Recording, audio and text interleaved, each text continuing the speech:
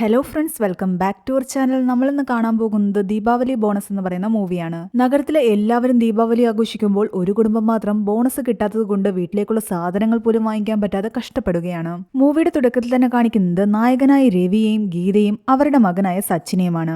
ദീപാവലിക്ക് ഇനി 2 ദിവസം മാത്രമേ ഉള്ളൂ. വീട്ടിലെ സാധനങ്ങളെല്ലാം തീർന്നു തുടങ്ങിയിരുന്നു. തൽക്കാലത്തേക്ക് ഒരു ഉപ്പുമാവ് ഉണ്ടാക്കിയിട്ട് അവർ 3 പേരും അതും കഴിച്ചുകൊണ്ട് പുറത്തേക്കിറങ്ങി. പോകുന്ന വഴിക്ക് സച്ചിൻ പറയുന്നുണ്ട്, അച്ഛന് ബോണസ് കിട്ടുമ്പോൾ എനിക്കൊരു പോലീസ് വേഷം വാങ്ങി തരണമെന്ന്. അതുപോലെ തന്നെ അയാൾക്ക് ബോണസ് കിട്ടുമ്പോൾ പുതിയൊരു ഹെൽമെറ്റ് വാങ്ങണമെന്നും ഗീത പറയുന്നു. എല്ലാവരുടെയും ആവശ്യങ്ങള് ഈ ബോണസ് കിട്ടിയിട്ട് മാത്രമേ നടക്കൂ. അങ്ങനെ സച്ചിനെ സ്കൂളിലാക്കിയ ശേഷം ഗീതയെ ജോലി സ്ഥലത്ത് വിടുന്നു. അവിടെ ഒരു ഫ്ളാറ്റിലെ വീട്ടുജോലിക്കാണ് ഗീത പോയിക്കൊണ്ടിരുന്നത്. രവി എക്സ്പ്രസ് ഡെലിവറിയിലെ ജോലിക്കാരനായിരുന്നു. ഓഫീസിലേക്ക് എത്തുമ്പോൾ ഇന്നും ബോണസ് കിട്ടില്ല എന്ന് പറഞ്ഞിട്ട് അവിടെ ആൾക്കാർ ചർച്ച ചെയ്തുകൊണ്ടിരിക്കുന്നതാണ് രവി കാണുന്നത്. ചോദിക്കുമ്പോഴെല്ലാം മാനേജർ പറയുന്നത് നാളെ തരാമെന്നാണ്. രവി ഒന്നുകൂടി കയറി മാനേജറോട് സംസാരിച്ചെങ്കിലും ഇന്ന് എന്തായാലും നടക്കില്ല എന്ന് തന്നെയാണ് അയാൾ പറയുന്നത്. വേറെ നിവൃത്തിയില്ലാതെ ഒരുപാട് വിഷമത്തോടു കൂടി രവി ജോലിയിലേക്ക് കടന്നു. ഓരോ വീട്ടിലും കൊണ്ടുപോയി ഡെലിവറി കൊടുക്കുകയായിരുന്നു. അതിനിടയിൽ ഒരു വീട്ടിലെ ആളാകട്ടെ അവിടുത്തെ ജോലിക്കാരന് ബോണസ് കൊടുക്കുന്നതോ അവൻ കണ്ടു. ഇതെല്ലാം കാണുമ്പോൾ അവന് ശരിക്കും വിഷമം വരുന്നുണ്ടായിരുന്നു. അവിടെ നിന്നും ഒരുപാട് വിഷമത്തോടെ തിരിച്ചിറങ്ങി പോകുമ്പോഴാകട്ടെ അവന്റെ ബൈക്ക് സ്റ്റാർട്ട് ആകുന്നില്ല. കൂട്ടത്തിൽ അവന്റെ ചെരുപ്പും പൊട്ടി. അതെങ്ങനെയെങ്കിലും ഒന്ന് റെഡി ആക്കിയിട്ട് ബൈക്ക് സ്റ്റാർട്ടാക്കാൻ നോക്കിയിട്ട് ഒട്ടും നടക്കുന്നില്ല.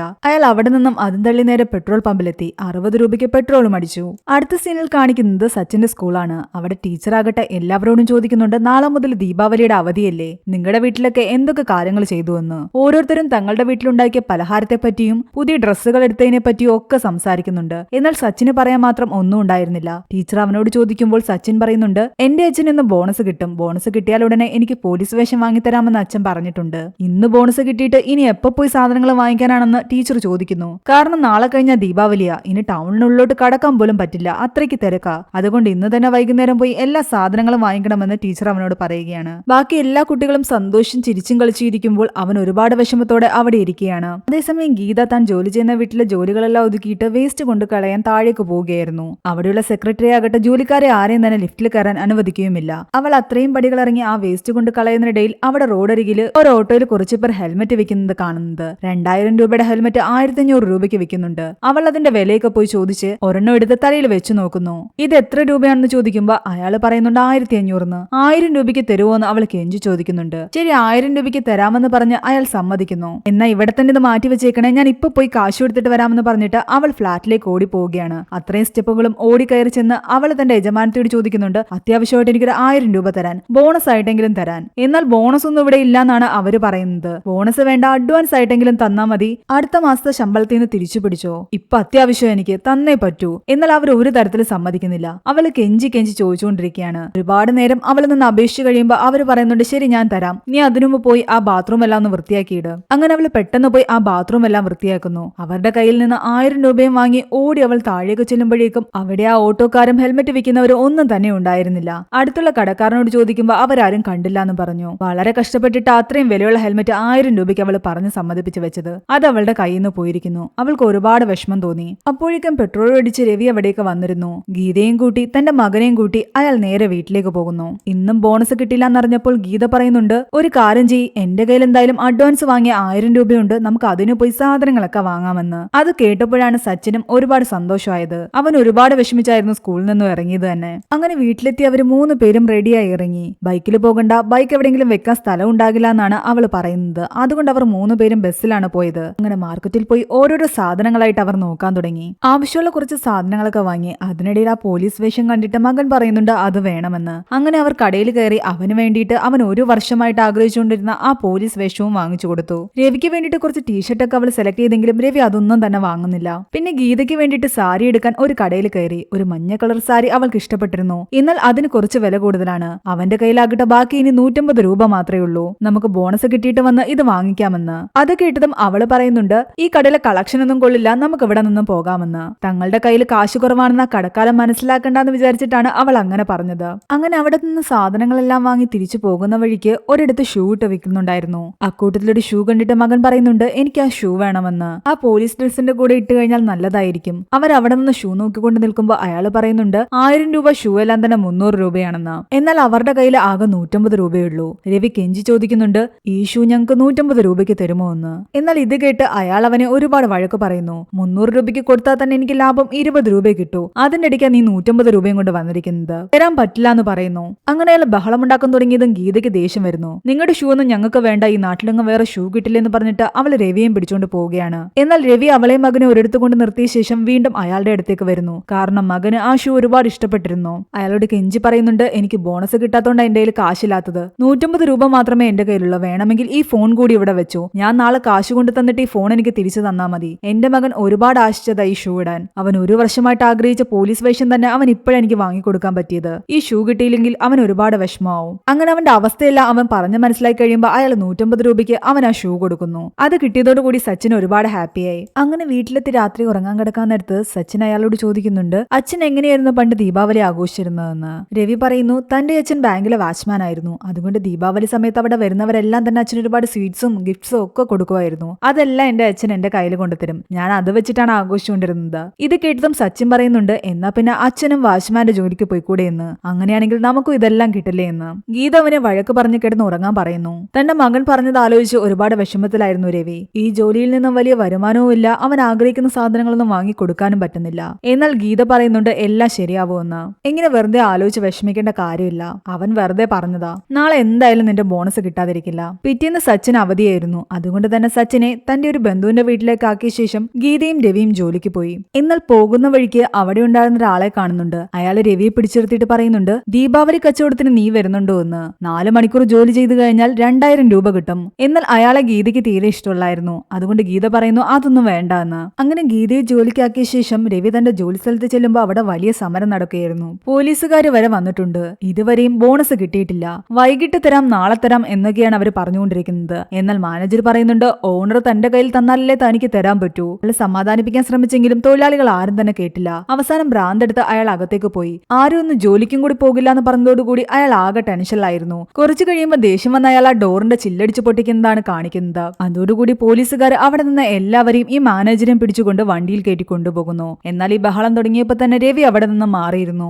അതുകൊണ്ട് അവൻ തലനാരിഴയ്ക്ക് രക്ഷപ്പെട്ടോ. ബോണസ് ഇന്നും കൂടി കിട്ടില്ല എന്ന് മനസ്സിലായതോടുകൂടി രവിയാകട്ടെ നേരത്തെ കണ്ട ആ ആളെ വിളിക്കുന്നുണ്ട്. ചേട്ടൻ നേരത്തെ പറഞ്ഞ ആ ജോലി കിട്ടുമോ എന്ന്. അതൊക്കെ കിട്ടും, നീങ്ങ് വന്നാ മതി, 4 മണിക്കൂറത്തെ കാര്യമുള്ളൂ, 2000 രൂപ നിന്റെ കയ്യിൽ തന്നിരിക്കുമെന്ന്. അങ്ങനെ അവൻ അയാൾ പറഞ്ഞ സ്ഥലത്തേക്ക് ചെല്ലുന്നു. അതൊരു മാർക്കറ്റ് ആയിരുന്നു. അവിടെ അയാളാകട്ടെ ഷർട്ട് കച്ചവടം ചെയ്തുകൊണ്ടിരിക്കുകയാണ്. 1000 രൂപയുടേത് 500 രൂപയ്ക്കും 2000 രൂപയുടേത് 1000 രൂപയ്ക്കും. രവി അവിടേക്ക് ചെന്നതും അയാൾ ആ ജോലി രവിയെ ഏൽപ്പിക്കുന്നു. എല്ലാവരെയും വിളിച്ച് ഈ ഷർട്ട് മുഴുവൻ വിറ്റ് തീർക്കണം. അവൻ വന്ന് നിന്നതും അയാൾ അഡ്വാൻസ് ആയിട്ട് 1000 രൂപ അവന്റെ കയ്യിലെടുത്ത് വെച്ചു കൊടുത്തു. ഇത് കണ്ടതും രവിക്ക് തന്നെ അത്ഭുതമായിരുന്നു. അതുകൊണ്ട് തന്നെ വളരെ ആത്മാർത്ഥമായിട്ട് അവൻ ആ ജോലി ചെയ്യുകയാണ്. ഒരുപാട് പേര് അവിടേക്ക് വന്ന് സാധനങ്ങൾ വാങ്ങിക്കുകയും ചെയ്യുന്നുണ്ട്. അവനങ്ങനെ വിളിച്ചുകൂവി വിൽക്കുന്നത് കണ്ടു കഴിഞ്ഞാൽ ആദ്യമായിട്ടാണ് അവൻ ആ ജോലി ചെയ്യുന്നതെന്ന് പോലും തോന്നില്ലായിരുന്നു. എന്നാൽ കുറച്ചു സമയം കഴിയുമ്പോൾ എവിടെ നിന്നോ വന്ന ഗുണ്ടകളായിട്ട് ഒരു കാരണമില്ലാതെ ഇവനെ എടുത്തിട്ട് അടിക്കുന്നതാണ് കാണിക്കുന്നത്. എന്താ കാര്യം എന്ന് ചോദിച്ചിട്ടും പറയുന്നില്ല. പലരും പിടിച്ചു മാറ്റാൻ ശ്രമിച്ചെങ്കിലും അവരാരും തന്നെ കേൾക്കുന്നുമുണ്ടായിരുന്നില്ല. അപ്പോഴേക്കും പോലീസ് അവിടേക്ക് വരുന്നു. താനൊരു പ്രശ്നം ഉണ്ടാക്കിയില്ല, അവരാണ് പ്രശ്നം ഉണ്ടാക്കിയെന്ന് രവി പറഞ്ഞെങ്കിലും ആ ഗുണ്ടകളാകട്ടെ പോലീസിനോട് എന്തോ ഒരു കാര്യം പറഞ്ഞതും പോലീസുകാരൻ രവിയാണ് പിടിച്ചുകൊണ്ടു പോകുന്നത്. വീട്ടിലാകട്ടെ ഗീതയും സച്ചിനും രവിയെ കാത്തിരിക്കുകയാണ്. അവൻ ഇവിടെ ബൈക്ക് കൊണ്ട് വെച്ചിട്ട് എങ്ങോട്ട് പോയെന്ന് ആലോചിച്ചിരിക്കുകയാണ്. ഇത്ര നേരമായിട്ടും വന്നിട്ടില്ല. ഫോൺ വിളിച്ചിട്ടും സ്വിച്ച് ഓഫ്. ഒടുവിൽ അയൽവക്കത്തുള്ള ബന്ധുവിനെയും കൂട്ടി അവൾ റോഡിലെല്ലാം തന്നെ അന്വേഷിക്കുന്നു. എവിടെ നിന്നും കണ്ടെത്താൻ കഴിഞ്ഞില്ല. അവസാനം ബന്ധുവിനെ പറഞ്ഞു വിട്ടിട്ട് ആ രാത്രി മുഴുവൻ ഗീത എല്ലായിടത്തും അന്വേഷിക്കുന്നുണ്ടായിരുന്നു. എവിടെയും രവിയെ കാണാത്ത കാരണം ഒരുപാട് വിഷമത്തോടെ അവൾ വീട്ടിലേക്ക് പോയി. അവിടെ തന്നെ ഇരുന്ന് കരയുകയായിരുന്നു. പിറ്റേന്ന് ദീപാവലി ദിവസമാണ്. എല്ലാവരും ദീപാവലി ആഘോഷങ്ങളുടെ തിരക്കില്. ഗീതയും സച്ചിനും ഒന്നും തന്നെ കഴിച്ചിട്ടുണ്ടായിരുന്നില്ല. രവിയെ കാണാതെ വിഷമിച്ച് തന്നെ ഇരിപ്പാണ്. അപ്പോഴാണ് പോലീസ് സ്റ്റേഷൻ കാണിക്കുന്നത്. രവി ലോക്കപ്പിനുള്ളിൽ തന്നെയായിരുന്നു. അവിടേക്ക് ഒരു വലിയ മുതലാളി വരുന്നുണ്ട്. എന്നിട്ട് അയാൾ ആ പോലീസുകാരന്റെ അടുത്ത് കുറച്ച് കാര്യങ്ങൾ പറയുകയാണ്. അയാൾ ഒരു തുണിക്കമ്പനി നടത്തുന്ന മുതലാളിയായിരുന്നു. തുണികൾ അവിടെ തന്നെ തയ്ച്ച് വിൽക്കാറുമുണ്ട്, പുറത്തുനിന്ന് ചരക്കുകൾ ഇറക്കാറുമുണ്ടായിരുന്നു. അങ്ങനെ ഇരിക്കെ 2 ദിവസം മുമ്പ് ഈ ഗോഡൌണിലെ ഒരു ജോലിക്കാരനാകട്ടെ മുതലാളിയുടെ കണ്ണ് വെട്ടിച്ചിട്ട് അവിടെ നിന്നും കുറച്ച് ചരക്കുകൾ പുറത്തേക്ക് കടത്തുന്നു. ആരെയോ ഫോണിൽ വിളിച്ച ശേഷം ബാക്കിലെ ഡോറിന്റെ അടുത്ത് വന്ന് നിൽക്കാൻ പറഞ്ഞിട്ട് ഇവൻ അവിടെ നിന്നും കുറെ ഷർട്ടുകളെല്ലാം തന്നെ ചാക്കിലാക്കി പുറത്തേക്ക് ഇട്ട് കൊടുക്കുകയാണ്. ആരും കാണാതെ അയാൾ അതെല്ലാം തന്നെ അവിടെ നിന്നും എടുത്തുകൊണ്ട് പോവുകയും ചെയ്യുന്നു. ശരിക്കും ഇയാളാകട്ടെ നേരത്തെ നമ്മുടെ രവിയുടെ അടുത്ത് സംസാരിച്ചില്ലേ, രവിക്ക് ജോലി കൊടുക്കാന്ന് പറഞ്ഞ അയാൾ തന്നെയായിരുന്നു. അതിനർത്ഥം ഇവിടെ നിന്ന് മോഷ്ടിച്ചു കൊണ്ടുവന്ന ഷർട്ടുകളായിരുന്നു രവി അയാൾ വിൽക്കാൻ ഏൽപ്പിച്ചത്. ഇതൊന്നും അറിയാതെയാണ് രവി അത് വിറ്റുകൊണ്ടിരുന്നത്. ആ ഗുണ്ടകൾ തെറ്റിദ്ധരിച്ച് അവനെ പിടിച്ച് പോലീസിൽ ഏൽപ്പിച്ചതുമാണ്. അതുകൊണ്ട് തെറ്റ് ചെയ്തത് അയാളല്ല എന്നും അയാളെ വിട്ടയക്കാനും ഈ മുതലാളി പറയുന്നു. തെറ്റിദ്ധരിച്ചതിൽ ക്ഷമയും അവനോട് ചോദിക്കുന്നുണ്ട്. അവൻ ഒന്നും മിണ്ടാതെ അവിടെ നിന്ന് ഇറങ്ങിപ്പോകാൻ തുടങ്ങിയെങ്കിലും കയ്യിൽ അഡ്വാൻസ് ആയിട്ട് കിട്ടിയ ആ 1000 രൂപ കൂടി അവിടെ തിരിച്ചു വെക്കുന്നു. ഇതെനിക്ക് അർഹതപ്പെട്ട കാശല്ലാന്നും കൂടി പറയുന്നു. വീട്ടിൽ അപ്പോഴും ഒരുപാട് വിഷമത്തിൽ ഇരിക്കുകയായിരുന്നു ഗീത. സച്ചിനൊന്നും കഴിക്കാത്ത കാരണം ആ ബന്ധുവായ സ്ത്രീ അവൻ ആഹാരം കൊണ്ടു കൊടുക്കുന്നു. അങ്ങനെ ഒരുപാട് വിഷമത്തോടു കൂടി രവി വീട്ടിലേക്ക് വരുമ്പോഴാണ് വഴിമധ്യേ വെച്ചിട്ട് അവന്റെ മാനേജറിനെയും കുറച്ച് ആൾക്കാരെയും കാണുന്നത്. അവനെ ഇന്നലെ മുതൽ കാണാനില്ലാത്ത വിവരം അറിഞ്ഞിട്ട് അവരെല്ലാം അന്വേഷിച്ച് നടപ്പായിരുന്നു. മാനേജർ അവന്റെ അവന്റെ കയ്യിലേക്ക് ബോണസ് എടുത്ത് നീട്ടിയിട്ട് പറയുന്നുണ്ട് ഇന്നലെ തന്നെ എല്ലാവർക്കും ബോണസ് കൊടുത്തു എന്ന്. അതെങ്ങനെയെന്ന് ചോദിക്കുമ്പോഴാണ് ഒരു ഫ്ലാഷ് ബാക്ക് കാണിക്കുന്നത്. ആ തൊഴിലാളികളുടെ സമരം കാരണം മാനേജറാകട്ടെ അതിന്റെ ഓണറെ വിളിച്ച് സംസാരിച്ചിരുന്നു. വെയിലത്ത് ഒരുപാട് കഷ്ടപ്പെടുന്ന ആൾക്കാരാ, അവരുടെ ബോണസ് അങ്ങ് കൊടുക്കാൻ പറയുന്നു. എന്നാൽ മുതലാളി പറയുന്നുണ്ട് കാശ് ഞാൻ കയ്യിൽ വെച്ചിട്ടല്ലോ തരാത്തത്, എനിക്ക് കാശ് കിട്ടിയിട്ടില്ല. അയാൾ ദേഷ്യത്തിലായിരുന്നു സംസാരിച്ചിരുന്നത്. ഈ മാനേജർക്ക് നല്ല ദേഷ്യം വരുന്നുണ്ടായിരുന്നു. അങ്ങനെ വഴക്കിട്ട് അയാൾ ഫോൺ വെച്ചിട്ടാണ് ആ ദേഷ്യത്തില് ആ കണ്ണാടി അടിച്ചു പൊട്ടിക്കുന്നതും. എന്നാൽ ഇവരെയെല്ലാം ബസ്സിൽ കയറ്റിക്കൊണ്ട് പോകുന്ന വഴിക്ക് ആ ഓണർ അയാളെ വീണ്ടും വിളിച്ചിരുന്നു. എല്ലാവരുടെയും ബോണസ് ഇപ്പൊ തന്നെ കൊടുത്തോ, കാശ് റെഡിയായെന്ന് പറയുന്നു. എന്റെ കയ്യിൽ കാശ് വെച്ചിട്ടല്ലടാ ഞാൻ തരാതിരുന്നത്. നിനക്ക് 1000 രൂപയുടെ പ്രശ്നമാണെങ്കിൽ എനിക്ക് 1,00,000 രൂപയുടെ പ്രശ്നമാണ്. എല്ലാവരോടും എന്റെ ഹാപ്പി ദീപാവലിയും പറഞ്ഞേരെ. ഇതെല്ലാം കേട്ടപ്പോ തൊഴിലാളികളെല്ലാം ഒരുപാട് ഹാപ്പിയായി. എല്ലാവർക്കും 2000 രൂപ വെച്ച് ബോണസ് കൊടുത്തിട്ട് നീ 5000 രൂപ എടുത്തോ. എന്നാൽ എനിക്ക് 5000 വേണ്ട, എനിക്ക് 2000 തന്നെ മതിയെന്നാണ് മാനേജർ പറയുന്നത്. കാരണം ഞാൻ ആ ദേഷ്യത്തിൽ ഗ്ലാസ് പൊട്ടിച്ചിരുന്നു, അതിന് എന്തായാലും ഒരു 3000 രൂപ ചെലവാവും. ഇതാണ് സംഭവിച്ചതെന്നാണ് രവിയോട് അയാൾ പറയുന്നത്. എന്നിട്ട് പോകുന്നതിന് മുമ്പ് അവനോട് ഹാപ്പി ദീപാവലി പറയുന്നു. കാശ് കിട്ടിയ സന്തോഷത്തില് അവനാകട്ടെ വീട്ടിലേക്കുള്ള സാധനങ്ങൾ വാങ്ങാൻ നേരെ മാർക്കറ്റിലേക്കാണ് പോകുന്നത്. ആദ്യം പോയി തലേന്ന് ഗീത നോക്കി വെച്ചിരുന്ന ആ മഞ്ഞ സാരി എടുക്കുന്നു. അതിനുശേഷം അവന് ചെരുപ്പില്ലാത്ത കാരണം ഒരു ചെരുപ്പ് വാങ്ങിക്കുന്നു. പിന്നീട് കുറച്ച് പടക്കങ്ങളും വാങ്ങി നേരെ വീട്ടിലേക്കെത്തി. അവൻ ദൂരെ നിന്ന് വരുന്നത് കണ്ടപ്പോഴാണ് ഗീതയ്ക്ക് സമാധാനമായത്. ഓടിച്ചെന്ന് അവനോട് കാര്യം അന്വേഷിക്കുന്നുണ്ട്, എന്താ പറ്റിയതെന്നൊക്കെ ചോദിക്കുന്നു. എന്നാൽ അവൻ ഒന്നും തന്നെ പറയുന്നില്ല. ബോണസ് കിട്ടി, ഞാൻ സാധനങ്ങളൊക്കെ വാങ്ങിയിട്ടുണ്ട്, നമുക്ക് ദീപാവലി ആഘോഷിക്കാന്ന് പറയുന്നു. എല്ലാവരും രാവിലെ തന്നെ ആഘോഷങ്ങൾ തുടങ്ങി. നമ്മളിപ്പോ വേണം തുടങ്ങാൻ, അതുകൊണ്ട് പെട്ടെന്ന് റെഡിയാകുമെന്ന് പറഞ്ഞിട്ട് രവിയും പോയി കുളിക്കുന്നു. താൻ ആഗ്രഹിച്ച സാരി രവി വാങ്ങിക്കൊണ്ട് വന്നത് കണ്ടിട്ട് ഗീത ഒരുപാട് സന്തോഷത്തിലായിരുന്നു. എല്ലാവരും റെഡിയായി ദീപാവലിയിൽ ആഘോഷം കൊണ്ട് നിൽക്കുമ്പോൾ രവിക്ക് ഒരു കോള് വരുന്നു. ആ ടെക്സ്റ്റൈൽസിൽ നിന്നും അവൻ സാരി വാങ്ങിയ സമയത്ത് അവിടെ ഒരു കൂപ്പൺ അവൻ പൂരിപ്പിച്ചു കൊടുത്തിട്ടുണ്ടായിരുന്നു. അതിൽ കുറെ പേരെ വിന്നറായിട്ട് തെരഞ്ഞെടുത്തിരിക്കുന്നു. ഒരു വിന്നർ രവിയാണ്. ഇന്ന് വൈകുന്നേരത്തെ സിനിമയ്ക്കുള്ള 2 ടിക്കറ്റും ഒരു ഗിഫ്റ്റുമാണ് സമ്മാനമായി ലഭിക്കുന്നത്. അതറിഞ്ഞതും രവി ഒരുപാട് സന്തോഷത്തോടെ കുടുംബത്തെയും കൂട്ടി ആ ഗിഫ്റ്റ് വാങ്ങാൻ പോകുന്നു. അങ്ങനെ സിനിമാ ടിക്കറ്റും ഗിഫ്റ്റും വാങ്ങി അവർ തുറന്നു നോക്കുമ്പോഴാകട്ടെ ഗിഫ്റ്റായിട്ട് കിട്ടിയിരിക്കുന്നത് ആ ഹെൽമെറ്റ് ആയിരുന്നു. അതായത് ഇന്നലെ ഗീത അവന് വേണ്ടി വാങ്ങാൻ ആഗ്രഹിച്ച അതേ ഹെൽമെറ്റ് തന്നെ.